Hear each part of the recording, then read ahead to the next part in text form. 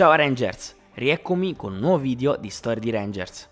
Questa volta è il turno del miglior mentore di sempre, ovviamente sto parlando di Zordon.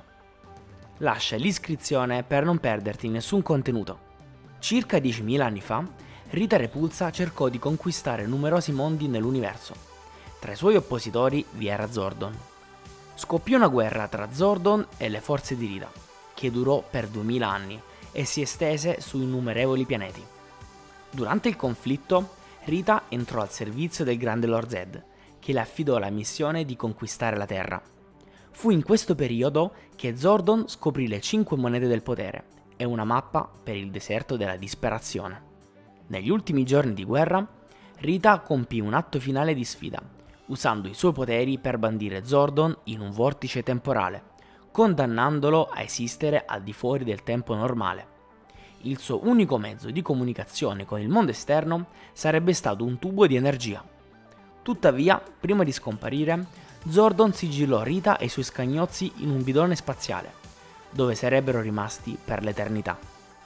Nonostante ciò, Zordon sapeva che un giorno Rita sarebbe potuta tornare per continuare la sua guerra sulla Terra. In preparazione, costruì una base operativa conosciuta come il centro di comando nel deserto della California. In questo periodo fece amicizia con un robot chiamato Alpha 5, diventando una sorta di figura paterna per lui. Nel 1993 il bidone spaziale di Rita venne ritrovato e aperto da degli astronauti, permettendole di riprendere immediatamente i suoi piani per conquistare la Terra. Zordon e Alpha scelsero 5 adolescenti per contrastare le forze nemiche. Jason, Trini, Kimberly, Billy e Zack furono i prescelti per diventare i Mighty Morphin Power Rangers, ognuno dotato di una moneta del potere.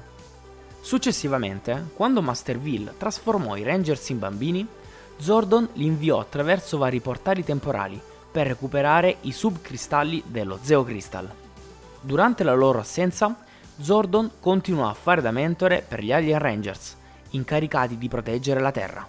Dopo il ritorno dei Rangers, Zordon, con l'aiuto di Billy, riformò il cristallo e riportò i Rangers alla loro età adulta.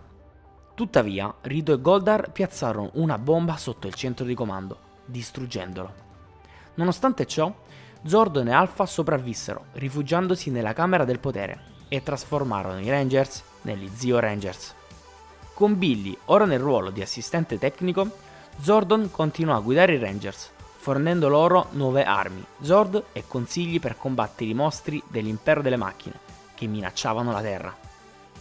Un anno dopo la sconfitta del Machine Empire, il mago Lerigot arrivò sulla Terra, cercando aiuto per sfuggire a Divatox, che voleva la sua chiave magica.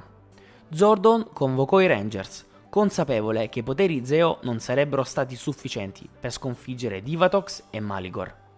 Per questo motivo, lui e Alpha svilupparono una nuova fonte di poteri, i poteri Turbo. In seguito, Zordon e Alpha 5 scoprirono l'apertura di un wallboard temporale che li avrebbe riportati su Eltar, il pianeta natale di Zordon.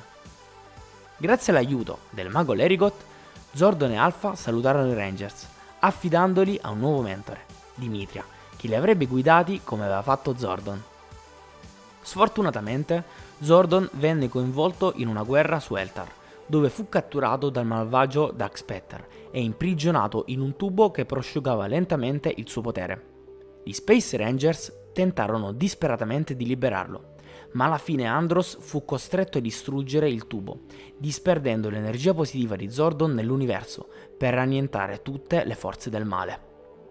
In Power Rangers Megaforce si scopre che Zordon aveva uno studente di nome Gosei, che inviò in un altro centro di comando per proteggere la Terra nel caso gli fosse accaduto qualcosa.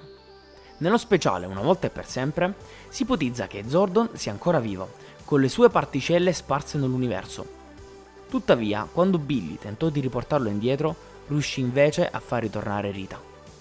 Infine, in Power Ranger Cosmic Fury, quando la mente di Ion entra nel vuoto, vede una figura che assomiglia a Zeito, che rappresenta la coscienza di Zordon.